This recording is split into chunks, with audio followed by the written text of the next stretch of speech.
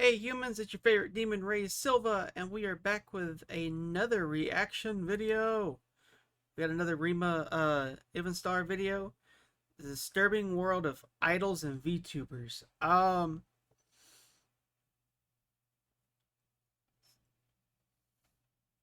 she's got, oh, okay. Oh, she must have a sponsor. Okay, I didn't notice that before. I just looked down, I saw Star Rail. I was like, oh, okay. All right. Sorry, I got distracted. It's fine. We're gonna jump into it. Um, y'all know the drill. Video will be in the description as always. Go show it some love. So let us jump into this. Have you ever longed for a world drenched in color where happiness is just around every corner and positivity reigns supreme? Imagine a world where everyone stays young and beautiful forever. A place where anime enchantresses captivate you with their melodious voices, unparalleled performance abilities, and mesmerizing concerts. This is the promise of the VTubing universe, an escape to a realm where polished visuals, grand productions, and elite marketing blend seamlessly together to transport you away from all of your earthly problems. And better yet, everyone is so friendly, warm, and welcoming here. You feel like you could get lost in that world forever. I see what you're doing, Rima. I like it. And yeah. Like literally everything else that exists in the world, there's gonna be like there's gonna be that toxicity and that thing that everybody hates. Like it's just it is how the world works, unfortunately.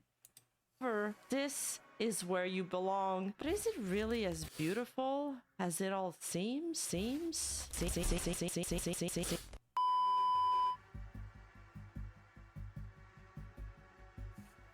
In the past few years, the VTubing industry has experienced an explosive growth, with its market value soaring from $2.3 billion to an anticipated $292 billion by 2031, making a remarkable compound annual growth rate of 70%.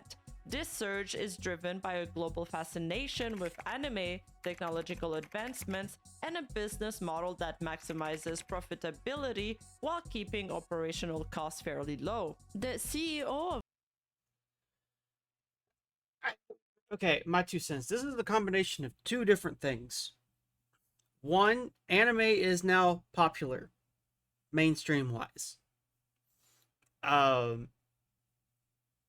and while this has been the case for a few years now, it's still relatively new in the grand scheme of things. It's still new. It's still considered new, even though, like, for the last, like, I'd say 5-6 years, you know, is around the range where like anime has become popular and mainstream. It's still new, technically.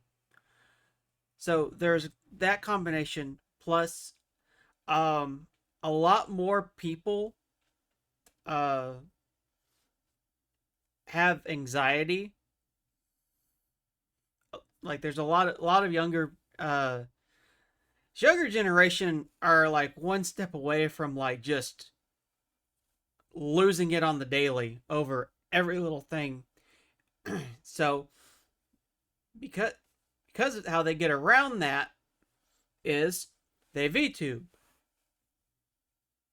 Uh, hell, even one of the hell, there's several VTubers that literally that they like I VTube because I'm anxious and I wanted to talk. Like so, it's a combination of those two things, really. Hololive, one of the most popular VTuber agency in the world, Motoaki Tanigo, attributes the success of his VTubers to a combination of factors, mainly the global popularity of anime, their live streams which allows for a deeper audience connection, and their ability to transcend language barriers through gaming and music content. VTuber、はい、これどういうものなのか。なんで別に有名じゃないこのアバターが喋ってるのが He's not wrong either. Like, aside from anime, like, you know, their gaming and music are two very big like things within media. So, you know, when you take all of these different big like mediums like and you put them together, you're gonna have success. So like something successful that a lot of people are gonna gravitate towards. However, you're also going to pull all of the toxic bleh. I can talk, I swear. I can English. Um you're going to also pull all of the toxic aspects from all of those groups into one.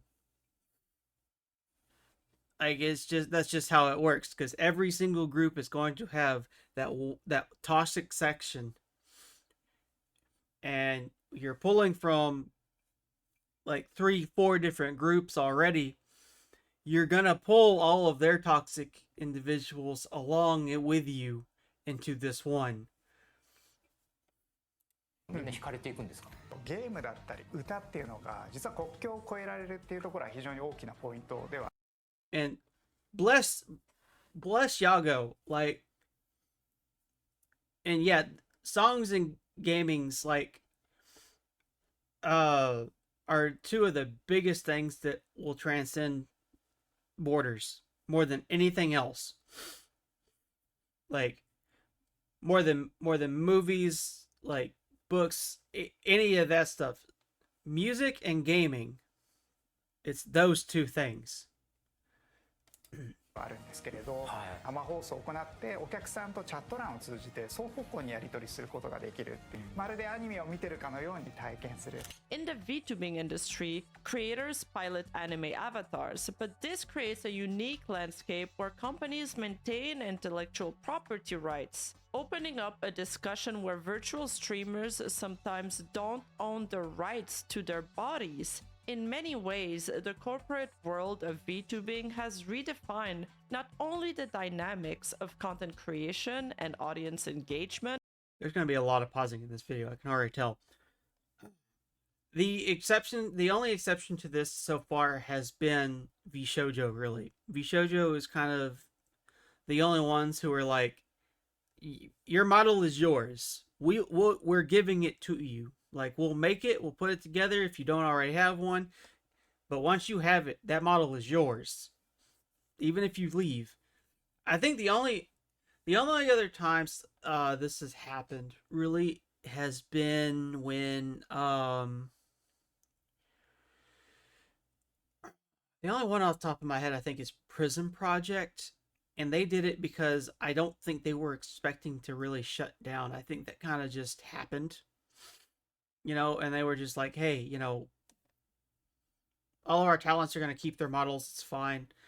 At one point, Hololive was going to do this with their Chinese branch until they discovered that 3 out of their 5 Chinese talents were talking mad shit on their alt accounts. And so Hololive kind of sat there and went, no, you ain't getting shit from us. Y'all can go fuck yourself. But that's a whole other thing. That is a whole other thing. So Hololive actually was going to do this at one point for their Chinese branch, but they kind of did that to themselves. Well, 3 of them did anyway. The other 2, from what I understand, or from what other people have been able to discern, are kind of innocent. But there's 3 in particular. Not so much. I'm rambling. But also the dynamic between corporations and content creators in the digital realm. But the VTubing world is not without its flaws, and it being a brand new industry makes it a prime hunting ground for companies and bad faith individuals to see how far they can push the boundaries of what is considered legal or not. This is why I prefer throwing all of my money at a good old traditional gacha game instead. Celebrate There the it 1 year is. anniversary of I was waiting Honkai for your Star ad, Rail, the Rima. galactic fantasy RPG phenomenon, now with this exhilarating version 2.1 update. This isn't just an update, it's an existential vortex that's absorbed my free time, consumed my soul, and might just make me forget the fabric of my own reality. And you know what? I'm here for it. It's been a year, yet here we are, boarding the train once again, lured in by the siren call of new characters and realm unknown. This game, my friends, has hijacked my... If you ever play any of the Honkai games or any of the Hoyoverse games, you know, MiHoYo, like, play Star Rail. Just play Star Rail. Rima obviously apparently has a code. Use Rima's code. Uh, you know, but like, because I know everyone I think knows Genshin about Genshin Impact. Everyone knows Honkai Impact. Honestly, I I don't really care about Genshin Impact. I think I don't know. Genshin Impact kind of left a little bit of a sour taste. I am currently playing through Honkai Impact over on my Twitch. I got 2 VODs up. By the time this video goes up, I'll have 2 VODs up from that. If you'll want to go check that out, they're rather recent. And but honestly, I think Honkai Impact is kind of gonna end up suffering. Actually, no, I not so much think I already know. Impact is basically just a different version of Genshin Impact. But Star Rail, phenomenal game.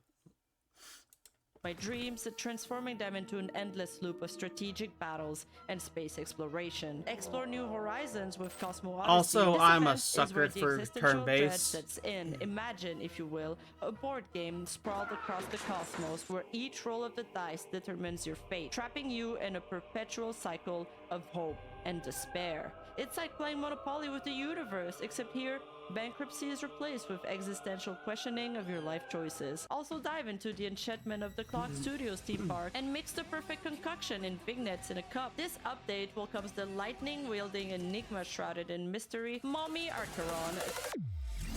Best That character in the Gigi game. stares like she's about to step on me until she unleashes her immense lightning power. And my future husbando, the Shield Master Adventurin, a flamboyant strategist with a penchant for theatrics, who's what you would call today a modern dandy. These 2 characters will come alongside new gameplay experiences, maps, and the charming Gallagher. Plus, revisit the cosmos with fan-favorite characters Lucha and Still gotta Jingliu, level my now Bronya back in up. the I Warp just got Pool. her. Embrace the global celebration with both online and offline anniversary exhibitions, offering exclusive in-game and physical rewards. Start your journey or continue your saga by downloading Honkai Star Rail today. Check the description below or on the screen prompt for your special redemption code to unlock 50 Stellar Jade and dive deeper into the universe of Honkai Star Rail. Adventure awaits, Trailblazer. I'll see you in there surrounded by waifus. And allow me this little interruption as we have finally reached the 50k subscribers milestone. And in celebration of this, I have officially launched my first few merch products. They're all available now at otakubon.com. Go check it out. I'll link all of the products below. And again, I know this is super corny to say, but I'm so grateful, and I really wouldn't be able to produce video after video if it wasn't for all the support that you guys gave me. So, from the bottom of my heart, thank you. Now let's carry on with the main topic of the video. Okay. The origin of the problem lies within the industry roots, as the VTubing industry is largely based on the idol industry. Which it wasn't originally. That was something that kind of came later. That was laughed at first, but now that it's kind of a big success, nobody's laughing anymore. Nobody's laughing, and everybody's trying to copy it like their life depended on it. I said this in my Susei video. Actually, I think I've said this in literally every single video so far. That idols are brought up. I think I respect the talent. I respect how much work that they put into it. I hate the culture.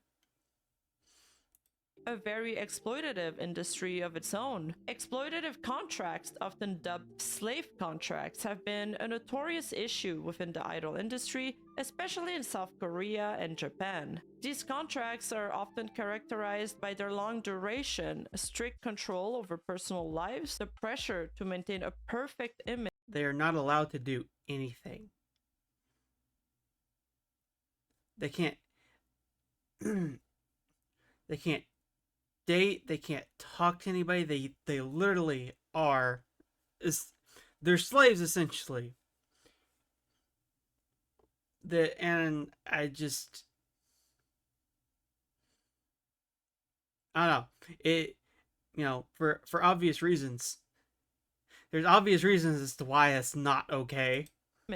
And minimal financial compensation relative to the revenue generated by those idols. Sound familiar? Wait till you hear more. In Korea, the spotlight was cast on these exploitative contracts, most notably when TVXQ filed a lawsuit against SM Entertainment in 2009, claiming their 13-year contracts were unfair. Unfortunately for TVXQ, the court deemed that the contract was within the law, but this case, along with others, prompted regulatory actions from the public discussions it sparked. By 2010, Korea's Fair Trade Commission, also dubbed the KFTC, implemented a rule limiting entertainment contracts to a maximum of 7 years to prevent such exploitative practices. Furthermore, in 2017, the KFTC introduced clauses that reduce the compensation fees artists must pay if they terminate their contracts early. These measures aim to prevent exploitative practices in the entertainment world and placed restrictions on companies forcing entertainers to renew contracts through coercive means.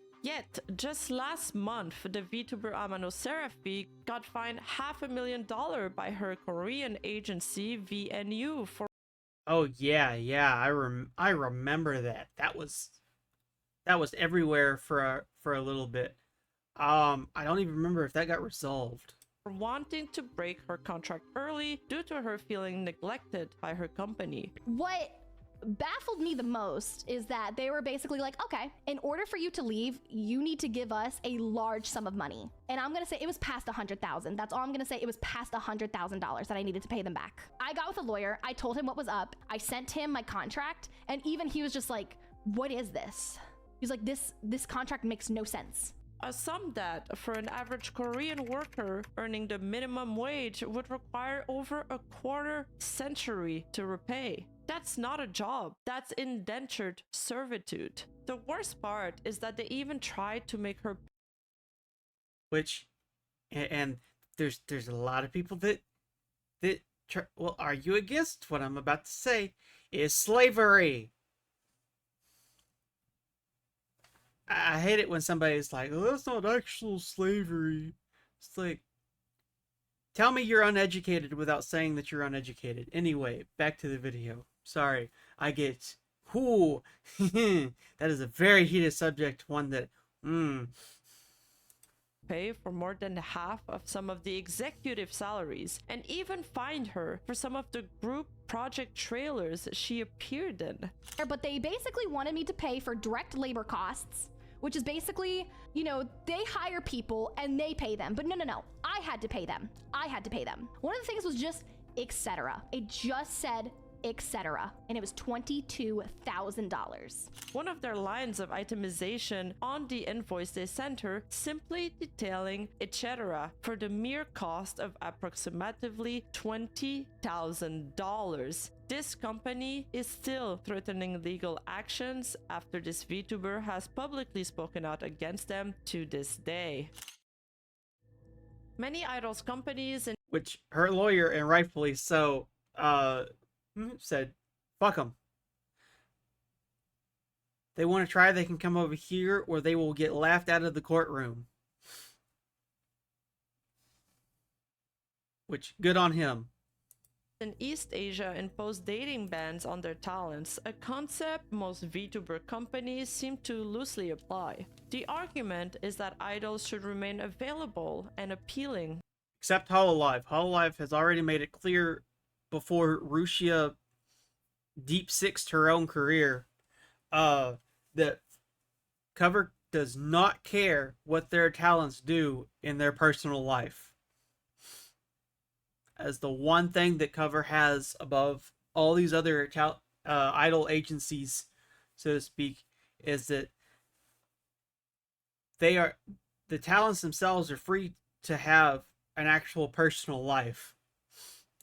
To fans. Most agencies are segregated by groups of either male or female, with both genders mixing very rarely. This practice encourages fans to invest emotionally and financially in a fantasy of closeness with the idol, reinforcing parasocial attachments. When the two genders do end up mixing, it usually results in conflict and backlash from fans, as we've seen with Hololive's Uro Crony, who faced backlash from some fans after collaborating with male Vtubers from Holostar's EN. The controversy stemming from overprotective or overly attached fans led Crony to take a streaming hiatus. Upon returning, Crony asserted her freedom to collaborate with anyone, a stance supported by Hololive, Which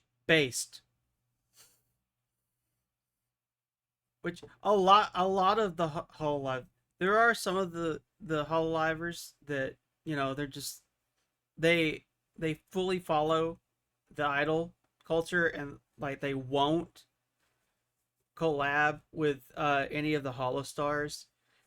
But you also have a lot of them that will still collab with them, and you know, they'll face the initial like unicorn crying about it, but overall it ends up not hurting the talent, because honestly it's stupid, and I think more and more people are understanding of how just ridiculous and stupid it is. which asked the community to refrain from attacking talents. I think the people who know would already know, but don't ship people. It's weird. Especially when we're coworkers. Do you ship your coworkers? Think about it. Similar situations often place creators in challenging positions when they must interact with male talents. Fuamoko, Hololive's famous twin duo, demonstrates this through their reaction, or rather their hesitancy, when Holostar's members appeared in a video they were reacting to. Yeah, please take a look at this. Nani? Wait! Something new! So it's... We're going on vacation! We're going on vacation! Wait! Oh, the guys are pretty cool too. Yeah, they all get... Sure. This was such a nothing thing. I remember there were a lot of terminally online Twitter people like were seething at the mouth at Fuamoko over this, and this is such a nothing thing. Yeah! What do you call them? Hawaiian shirts? Is it Hawaiian shirts? I don't know. If the twins had shown too much enthusiasm for the Holostars, they risked backlash, yet they still faced criticism for seemingly ignoring them. Basically, you're damned if you do, and damned if you don't. While rumors persist that many VTuber agencies enforce no dating rules, confirming such policies is challenging to the VTubing's world's secretive nature. Generally, the Most companies will have a clause in it that you can't date a coworker, and honestly, good for them. Dating coworkers never works out. Ever. The notion of forced celibacy exists under the belief that idols should remain accessible to fans, allowing for a form of parasocial interaction where fans can imaginatively self-insert into relationships with their idols. I have to admit, I don't like it when characters get married in my stories though. Mostly because I like to self-insert. But you guys can understand that, right? You like self-inserting too. Wouldn't you want to self-insert as someone I adore? Just like the idol industry, VTubers are marketed with certain types of persona, or more commonly called trope. This allows viewers to feel like they can browse through the catalog within an agency to find their ideal type, similar to how idol groups are fashioned. Within one group, there are different kinds of personas. In Blackpink, for example, Jisoo is the quirky sweetheart, Jennie is the bold trendsetter and leader of the group, Rose is the sensitive soul, and Lisa is the spirited firecracker. And when I mean their type, I'm not always referring to a romantic partner, although that does happen quite frequently. I believe A lot. most parasocial relationships that are formed are non-romantic, with some extreme exceptions. In the case of Uruha Rushia, for example, she was the needy Menhera girl that you could try to. The ultimate Menhera, like, girl one step away from becoming an IRL Gasai. Fix. Holy Uruha shit. Rushia was not only the top earning VTuber of her agency, but also of all time on YouTube's platform. Her success was largely due to her engagement with her parasocial fanbase and her pandering into the girlfriend experience, also called GFE. 静かにしな。わかったね。いい子いい子。 However, when a Discord message from the famous Utaite singer Mafu Mafu appeared on her stream, it caused a frenzy among her fans, with many feeling betrayed and heartbroken over the sparked relationship rumors. This incident, among others, led to Rushia's termination by her agency. Uruha Rushia's relationship status continues to It was her own fault because she broke NDA because Cover told her, don't say anything, just stay off social media for a week, let it die down. Instead, she went to basically what is apparently the Japanese Keemstar to try to fix it herself and broke NDA doing so, which is why she got fired. Ultimately, ended up working out tremendously for Cover Corp because, as it turns out, she's a horrible individual. She's an actual horrible person, IRL. So it worked out for everybody. cause scandal to this day. In China, there are now so many celebrities and idol stalkers that they have a term for it. It's called saisang, a word borrowed from Korean that describes fans who take their adulation too far. Saisang fans are overly obsessive fans of public figures and are willing to engage in extreme behaviors and invade the privacy of their idols. These actions can include stalking, obtaining personal information by illegal means, or trying to have direct interaction in highly inappropriate or intrusive ways. In one instance, a stalker found the location of this Japanese singer through a reflection in her eyes. And Which is EXO, one of the most insane. prominent K-pop groups, has faced numerous invasions of privacy from saisang fans as well. These fans have gone to extreme lengths, including renting a van identical to EXO's to deceive them, leading to a near kidnapping incident.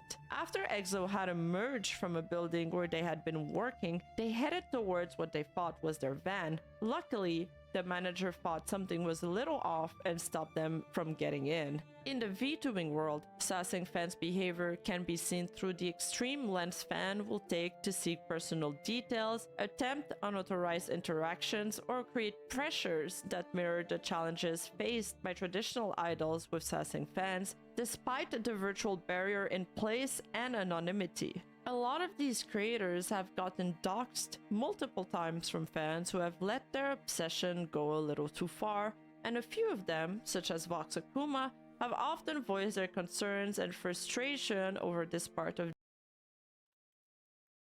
People like Vox, I have no sympathy for because, one, you did that to yourself. If this is what happens when you do the whole parasocial thing. If you go into that willingly and you are what's the word? You're nurturing that kind of behavior, when you get the kind of bullshit audience that, someone like Vox has, at that point, I'm sorry, you can't cry about it because you did that. The industry that seems to have become the status quo. Where what you need to understand is the way that some people treat us is so violating, and there's But you did that. You.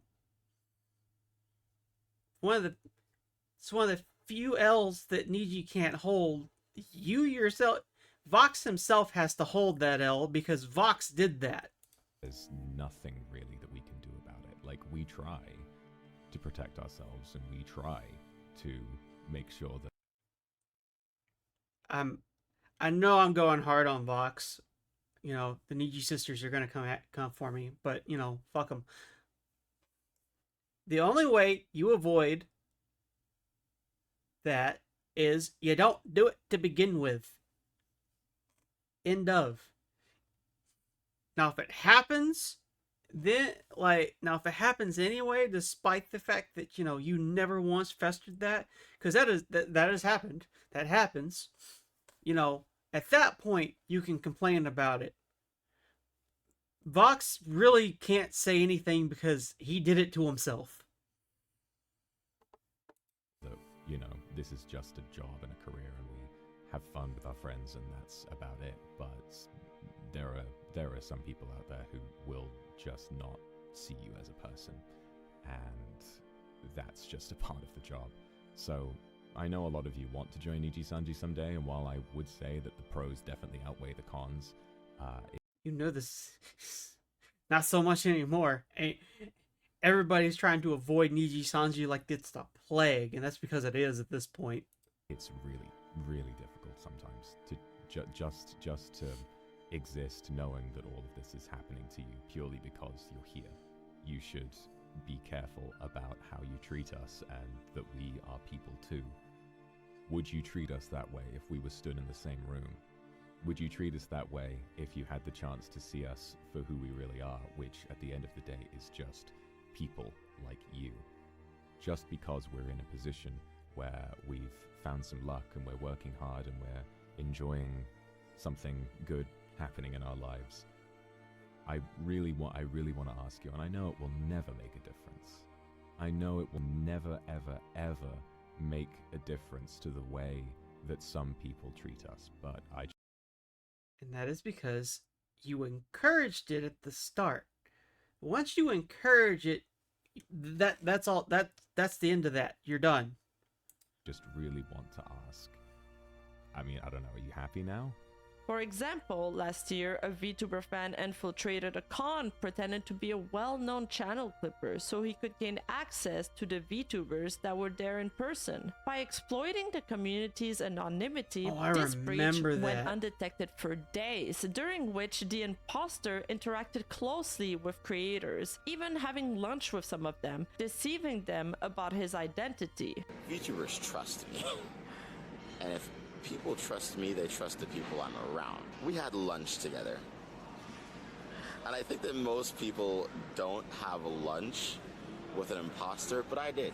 There are several other cases of stalking and harassment from fans to idols, and even from managers to idol. Yuzora Mel, for example, an early VTuber from the renowned Hololive agency, once took a significant break due to the severe online harassment and cyberbullying that she suffered. Discovering the harassment came from one of her managers via an accidental work email, she employed a private investigator. Despite the company's statement assuring fans of her safety, the vague language in the Japanese document left many skeptical that the individual in question had been properly fired and even dealt with.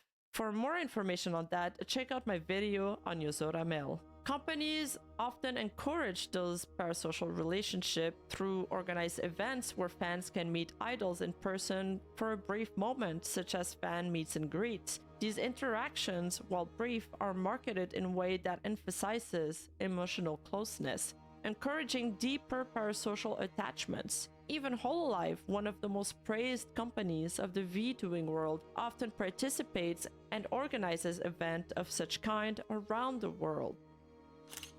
Yeah. Another extremely powerful way to market their idols is through merchandise and media content, which is a format that VTubing has also adopted. With these derivative products, fans get to own and keep an item of their favorite VTuber. Idol companies I will say I'm not a big fan of VTuber merch because I don't know. To me, like little keychains and doodads just aren't. I don't know. I don't think they're all that impressive personally. produced a vast array of merchandise and content that portray idols in a highly accessible and often relatable manner. This content strategy is designed to deepen fans' emotional. Rusia, I will say, and I hate saying this, Rusia had some really cool merch. I hate what it's centered around, but she did. She has some. She has. I think Rusia had some of the best merch.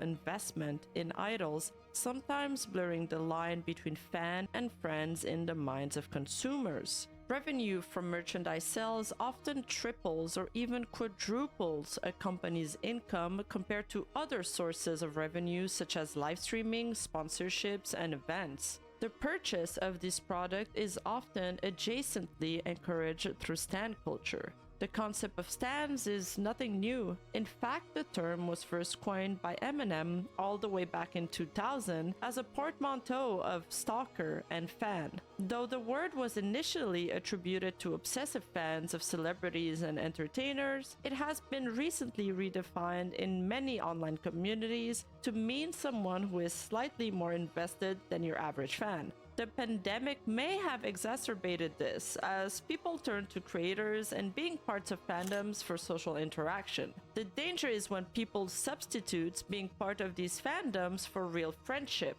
becoming emotionally dependent on these communities. In stan culture, fans often encourage each other. Once you become dependable like that towards content creator, by that point, one, you shouldn't have gotten that bad. Two, anybody around you who sees that happening, the first thing they should do is be trying to get that person help, because that is not healthy.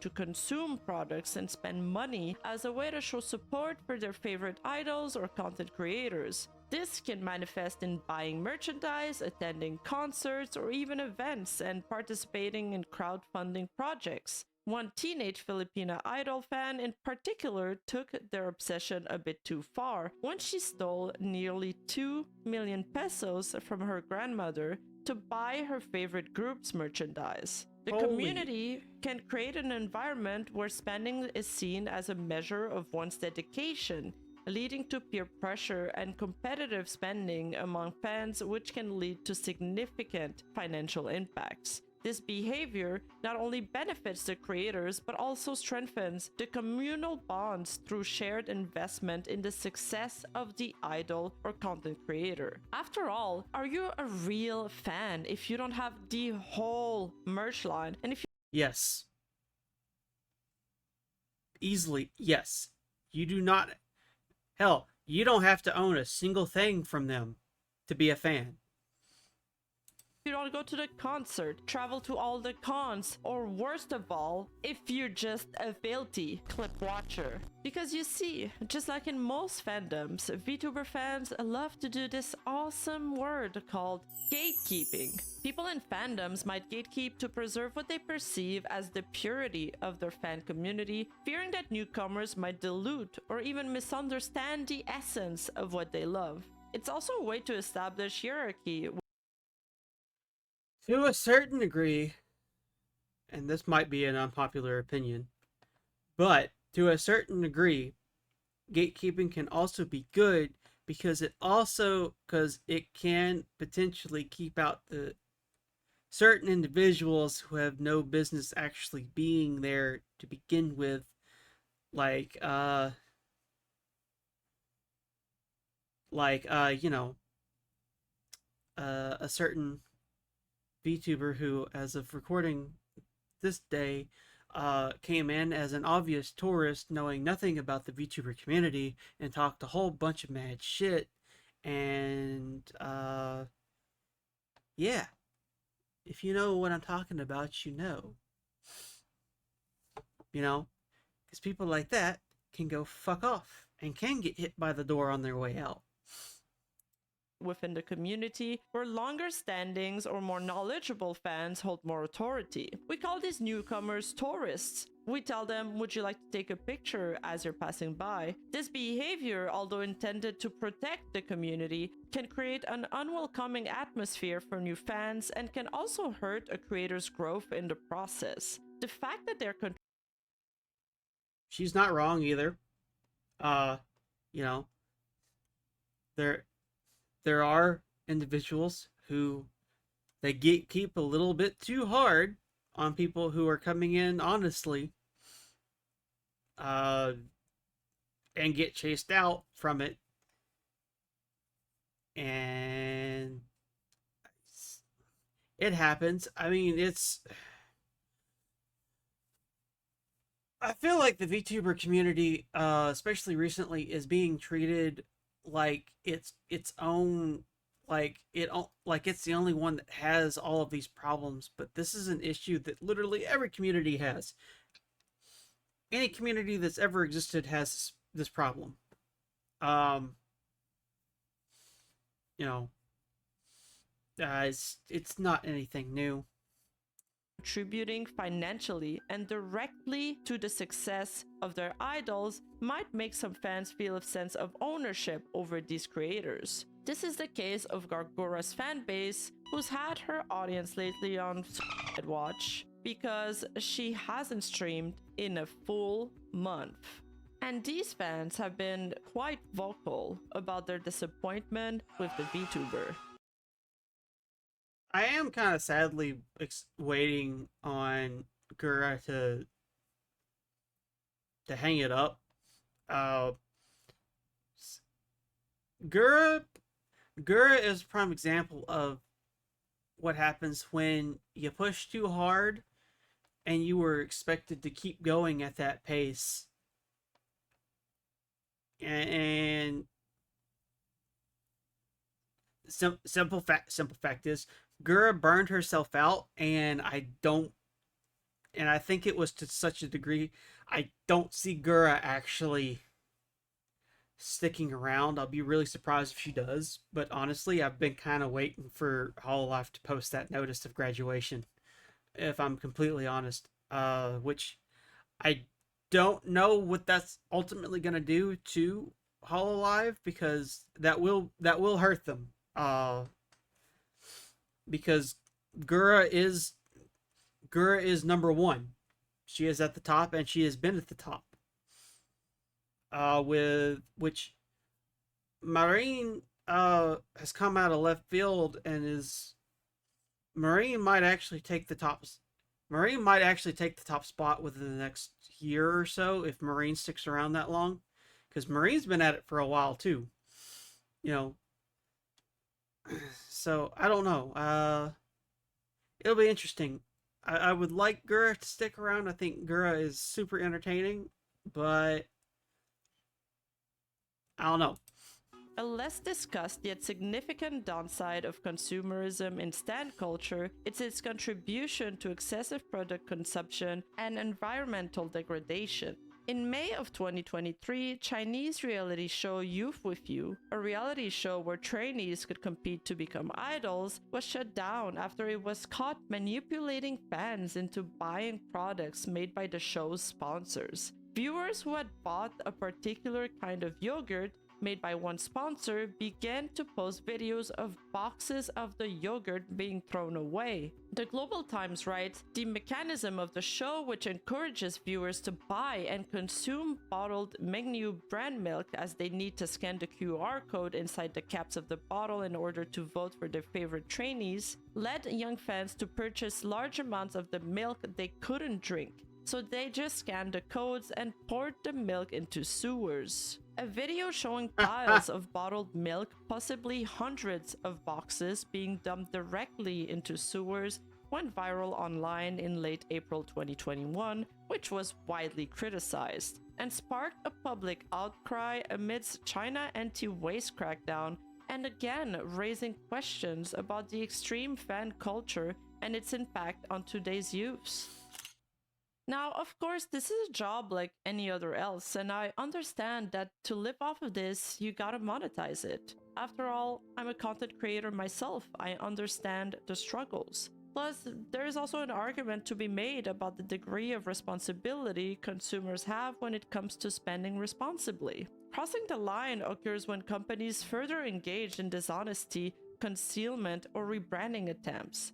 For example, when management falsely claims employees are on hiatus or suspended. In VU scenarios, they misled customers into believing Amano Serafi was still affiliated, accepting subscriptions and releasing merchandise in her name despite her resignation 2 months earlier. Her termination and membership refunds were only communicated after her public disclosure of not having worked there for months. Agencies sometimes manage their talent's social media accounts, especially during undisclosed suspension. Which I think ultimately actually ended up killing them. If I'm not mistaken, I don't think that company is around anymore. I might have to. I'm probably wrong on that. So causing confusion and mistrust among fans. When such practices come to light, as seen with Niji Sanji's recent scandal, it casts doubt on the authenticity of all future communities.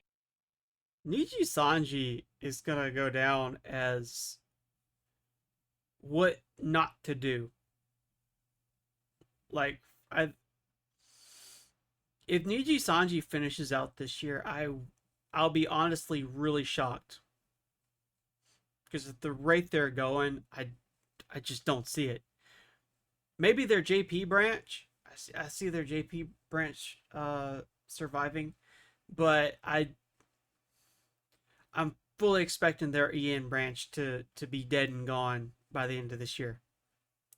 Communication from that agency's talent, leaving followers to wonder who's really behind those tweets. Is it really them talking or somebody else? We have that answer now. We know that answer. The answer is no.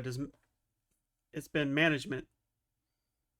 Discovering that a creator you've supported for months has faced withheld pay due to obscure contract penalties designed to be almost impossible to fully comply with highlights a serious issue. It becomes especially concerning when you find out the talent no longer works with the company. Yet these practices were not transparently communicated. These contracts are crafted in a way that is so complex and detailed that it's nearly impossible for any human to adhere to every rules perfectly, leading to inevitable breaches. And that's exactly how they get you. Because when the company starts to feel like you are becoming a liability, trust me, they will pull out a laundry list of your mishaps and terminate you. Now, I have nothing against indie creators trying to support themselves and their live streams. After all, VTubing is an expensive technological venture with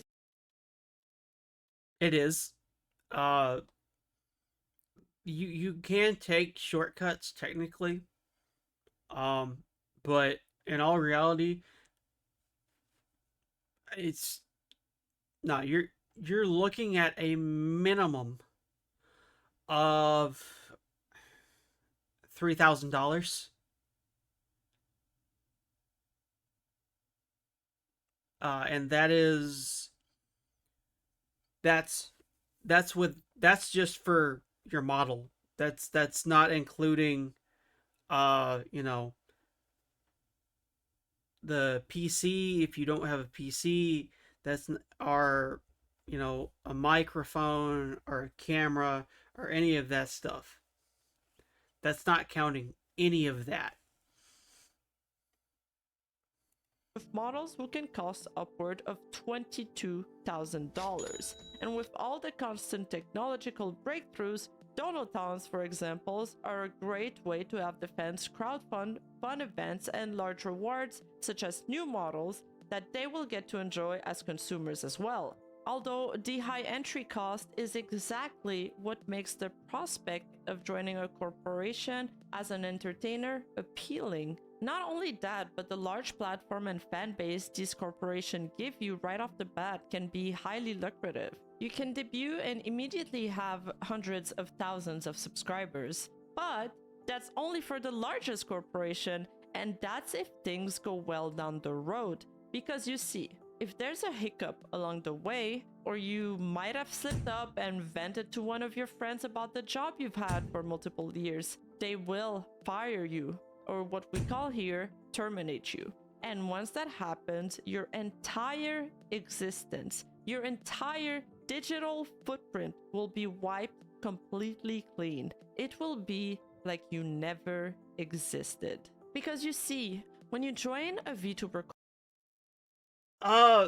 now in the last few years, Whole Live and sometimes Niji Sanji has left the content up. But that is only if the talent,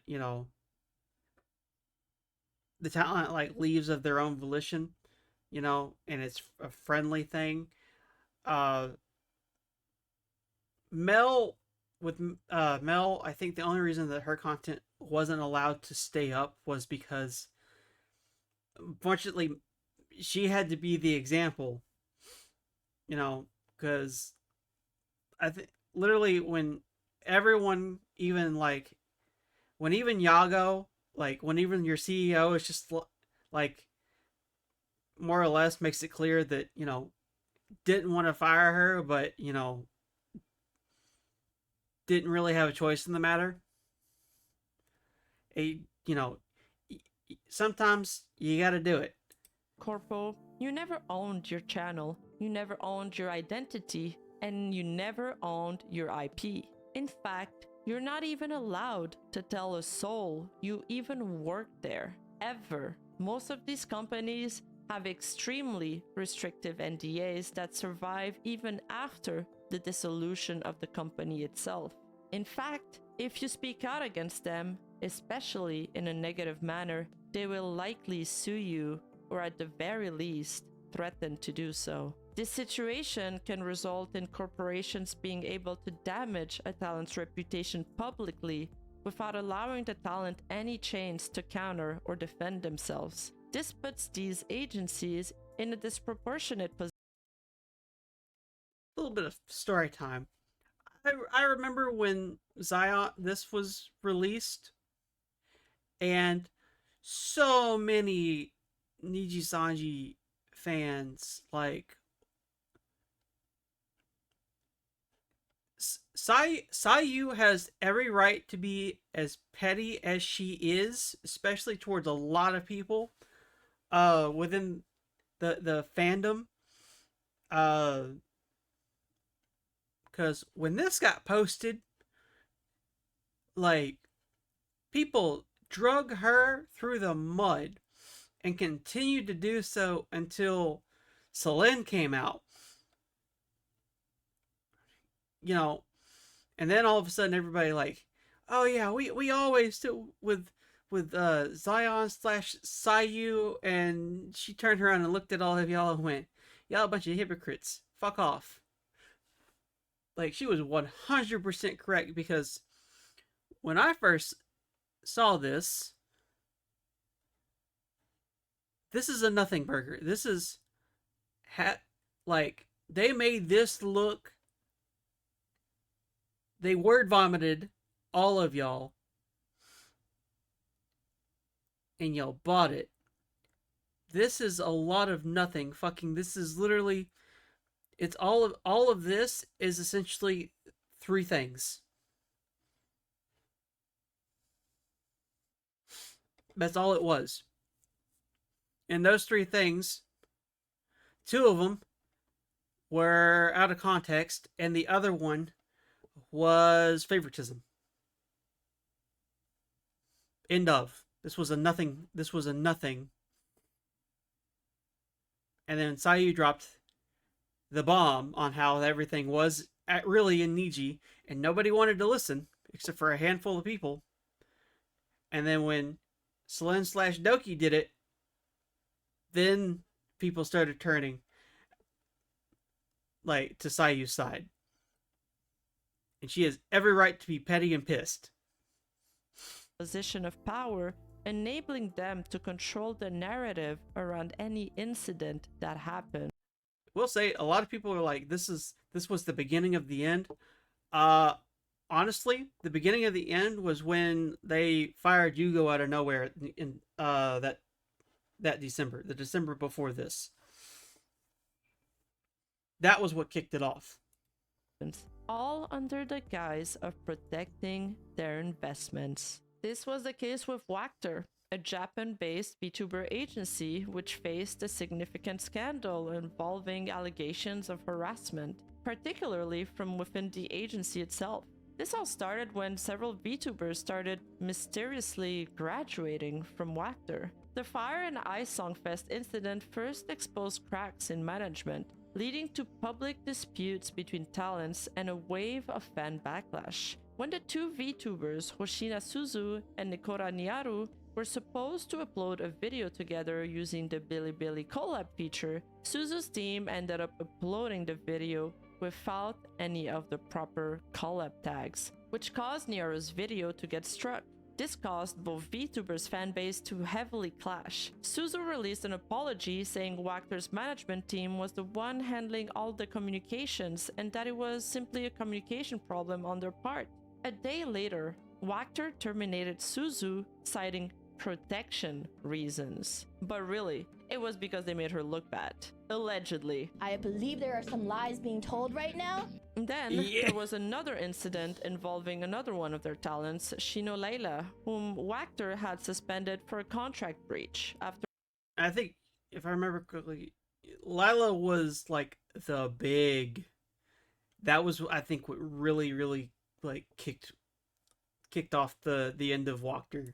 The company suspended her, the agency not only ignored fans' inquiries and banned those seeking answers from their Discord, but audaciously used her Twitter for promoting their next generation auditions, all while Layla remained silent and unable to reveal her status. During her suspension, Vtuber ignored all communications from Shino Layla, leaving her isolated without updates, payments, or even the ability to work elsewhere. Eventually, Layla confirmed her contract's termination, apologizing for any concerns caused and criticizing Vtuber's one-sided narrative that damaged her privacy. Despite repeated attempts, her lawyers received no response from the agency. The situation then escalated as Vtuber doxed Layla, alleging her external VTuber activities discredited the company. Despite her and her lawyers' attempt to communicate, Vtuber remained silent. Eventually, Layla announced Now they're really silent. Now they don't exist anymore. her contract termination herself, with ongoing legal threats hanging unresolved. The agency's silence on many missing members only deepened the mystery, leaving the VTuber community in suspense over the fate of several beloved figures. The scariest part is that Vtuber is still trying to rebrand and start anew to this day. The reason why these companies have so much control I think that ended up failing in the end. So I mean, they are gone, which thankfully. Control over the talents is mostly because they own their IPs. It becomes increasingly hard for a VTuber to leave their character behind, since they would be leaving behind all the memes, the inside jokes, and the fan base that belong to that persona as well. When Kiryu Coco graduated from Hololive following the Taiwan incident, she became Kei-san, and while she was immensely beloved as Kiryu Coco, and still enjoys a comfortable success as Kei-san, the Azakoko memes and the culture surrounding her fanbase from back then didn't necessarily translate to her new character. She had to start anew. She did try, if I remember correctly. She tried it first and then but quickly realizes it wasn't going to work with her as Kason. Research, I have looked for similarities within other industries where the IP is retained by the companies rather than the voice actors. But the VTubing industry is quite unique in that sense, and I haven't been able to find a similar case. Let's take the example of Johnny Depp. When Johnny Depp plays the role of Jack Sparrow, he is in a way renting the character. Jack Sparrow doesn't belong to him, it belongs to Disney, which is why Johnny Depp wouldn't be able to do or say anything under the guise of Jack Sparrow that would taint the image of the franchise. This is similar. He 100% could. One, because fuck Disney, and two, he is Jack Sparrow. Just like Robert Downey Jr. is Tony Stark, is Iron Man. Just like Hugh Jackman is Wolverine. Just like Ryan Reynolds is Deadpool. There is no one else who could do those roles and it would work. It just wouldn't. Similar to the VTubing industry. The difference is when the cameras stop rolling, Johnny Depp still remains Johnny Depp. When Johnny shows up to the premiere of the Pirates of the Caribbean, he is not playing his character, Jack Sparrow, anymore. He is simply himself. We would still say, oh, that's Johnny Depp as Jack Sparrow. But this isn't the case with VTubers. We never mention the name of the actress behind Gargura. We never say this is Doki Bird playing Silent Tatsuki. On the contrary to VTubers who, which is something that is changing. I think a lot of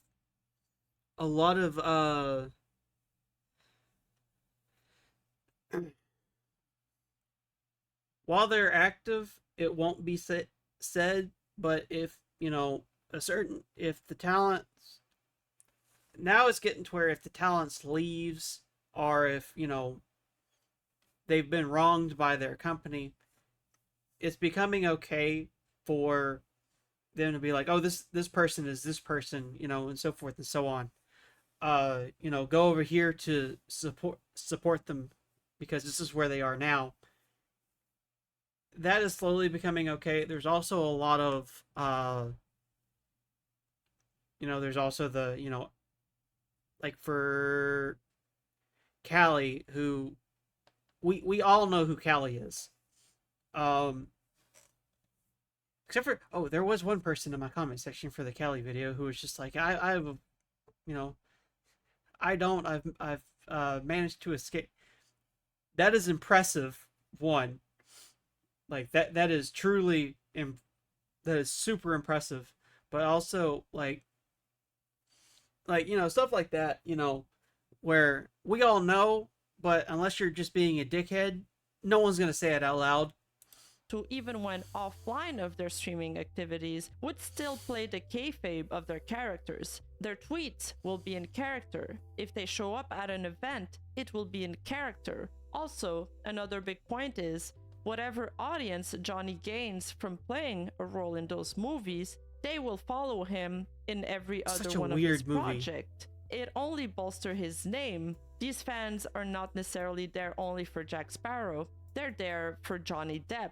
Which isn't necessarily the case for VTubers, since their past life and real name often remain anonymous, either for security reasons, because of the contracts they are under, or because of an unspoken taboo within the VTuber community, where talking about these actors' alter egos is an unspoken forbidden rule. And an actor is also allowed to accept other movies' roles, whereas most corpo VTuber contracts doesn't allow them to conduct other streaming activities. In this sense, VTubing industry is much more similar to wrestling, both from an exclusivity and identity perspective. Typically, the companies, especially...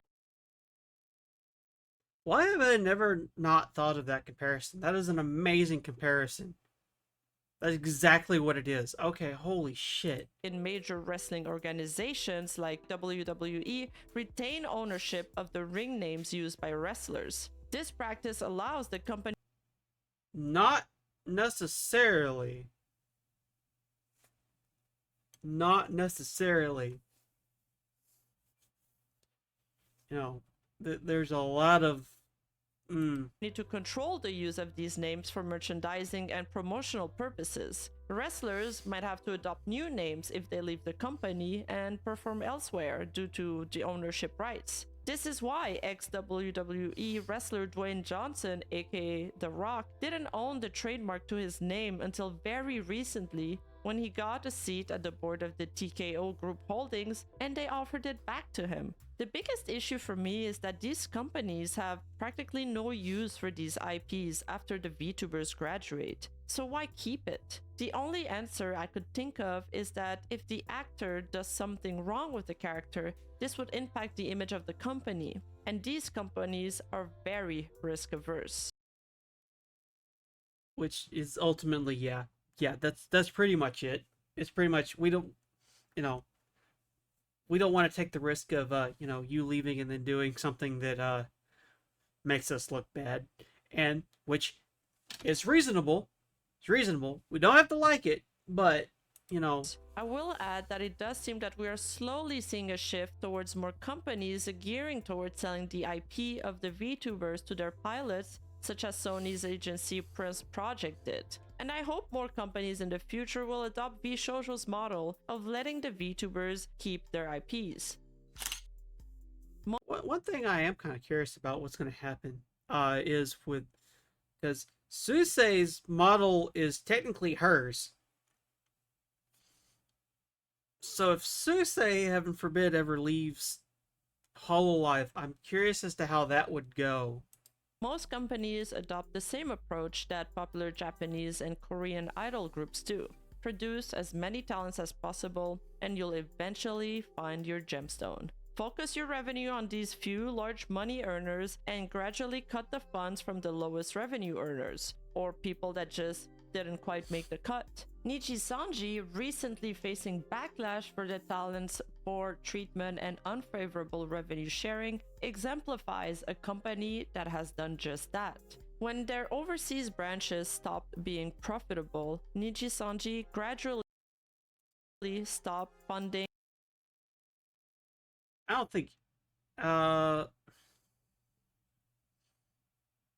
and actually I don't think any of the I think maybe this person, I don't know, because I know Bonavir just left, and I'm pretty sure the only one left who more or less has any kind of fan base that's notable, because I don't ever hear about anyone else on this list. Like the only two who I knew still was Bonavir and Hana, and I think Hana is really the only one left to market these creators. Because their revenue directly correlates with the amount of money through merch, donations, and views they get, these talents couldn't sustain themselves enough to afford basic life necessities such as food or rent, and eventually had no choice. Also, the last two Niji Sanji talents that have left of their own, who are, currently now VShojo, have both said that they got fucked on their taxes. That's another thing that I don't really see anybody talk about, but yeah, that's the thing.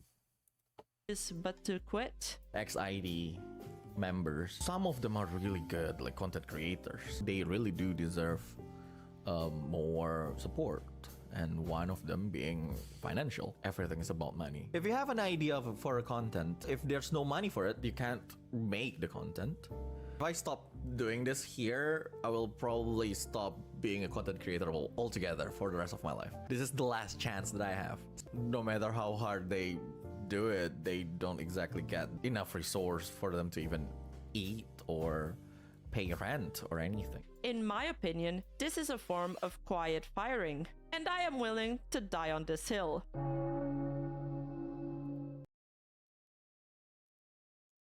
She's right. This is 100% what it is. It's still they'll slowly bleed them out, and that's ultimately just how that happens. So what do you have left once your previous life as a VTuber is gone? You don't have your image, you lost your identity, and you cannot speak of your experience. Recently, there has been a few successful VTubers that seem to have bounced back on their feet after surviving the corporate Doki, because I don't know, I feel like what should have happened with Zion slash Sayu happened with Doki. And I think that's because Doki as Celine managed to gain a lot more. She had so much more traction than Sayu did. And I think that was the main thing for her. Also, uh, Maid Mint, who was Pomu, fucking literally left with everyone loving her. So that was another thing. life experience, and props to them. But what about all the other ones? In a world where 7 out of 10 kids wants to become an internet celebrity, the VTubing and idol industry sells you this appealing prospect, the dream of becoming a celebrity, to be loved by many, to be constantly surrounded by people, and finally... And about 90% of them drop out because they realize that they actually have to put in a lot of work.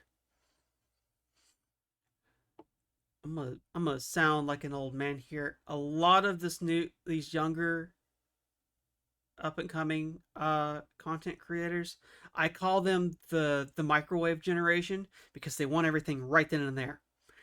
And then the instant they realize that they have to put in a lot of hard work and a lot of time before they get anywhere near hitting that bottom line, they quit and they walk away.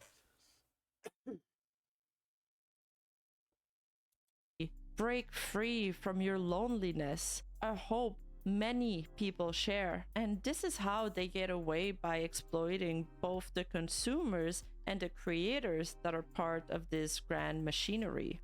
What's worst is that we are all willing participants of this dream. But what happens when this world of dreaming comes crashing down? This industry will make you believe in this illusion. But for many who have tried to attain this and failed, this is an industry that eats you up and spits you out when they're done with you. This is an industry built on dreams, but for most, what is behind the scenes is a fucking nightmare. Of 7 years to prevent such exploitative practices.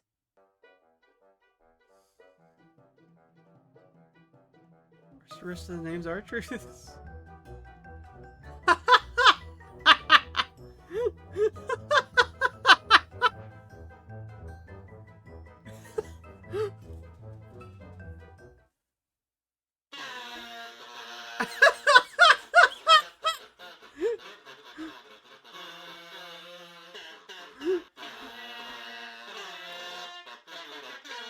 That is incredible.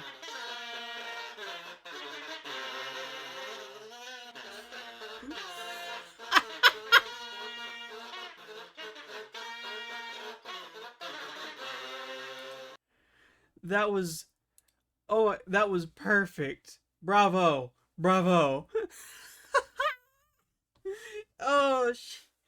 Anyway, yeah. Once again, fantastic video by Rima. Video again will be in the description as always. Go show it some love. Go show Rima some love. Yeah, that's gonna do it for me. If y'all enjoyed, hit like and subscribe, and I will catch y'all in the next one. Peace!